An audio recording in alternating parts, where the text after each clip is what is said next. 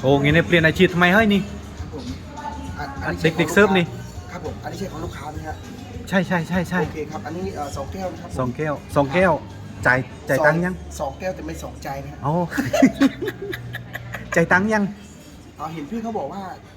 สแกนแล้วครับผม สแกนแล้วใช่ไหม ครับเห็นได้ข่าวว่าชื่อภาคภูมิอะ อ๋อภาคภูมิใช่ไหม ครับได้ข่าวว่าพาพ่อไปเที่ยวด้วย เที่ยวที่ไหน พาไปกินข้าวว่างั้น กิน พี่ ข้าว ใหม่ไทยจบ เอาปีใหม่ไหมนะครับ ผม เออ อันนี้เขาส่งซิกมาผมก็ไม่รู้นะ เล่นวะ ใช่ครับเขาบอกว่าชื่อภาคภูมินี่แหละ คนไหนจ่อ พี่แกพาพ่อไปเลี้ยงเสร็จเลี้ยงเมียเสร็จแล้วก็มาเลี้ยงเจเดียนะอุดไม่รู้คนไหนเหมือนกัน อี อืม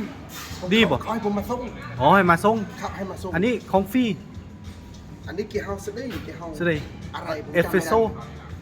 เอสเฟรสโซ โอ้ อีเมนเต้เอสเฟรสโซ เอสเฟรสโซ เย็นหวานน้อย อ๋อเย็นหวานน้อย นู่นไง อ๋อโอเคป่ะ โอเคนี่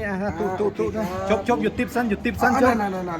นั่น เมียนติปตันตู้สั้นเมียนติปนะไปบาทเพราะ บ้านนะครับผม ไปบาทอย่าโตดับบาทตัวโยเมียนเราไปไหนให้ โอ้ขอให้ทุกพี่อายุมันควันยืน บาท ซื้อหวยก็ให้ถูกหวยซื้อเลขก็ให้ถูกเลข บาท ถูกใจใครก็เอาคนนั้นแหละ คุณบอย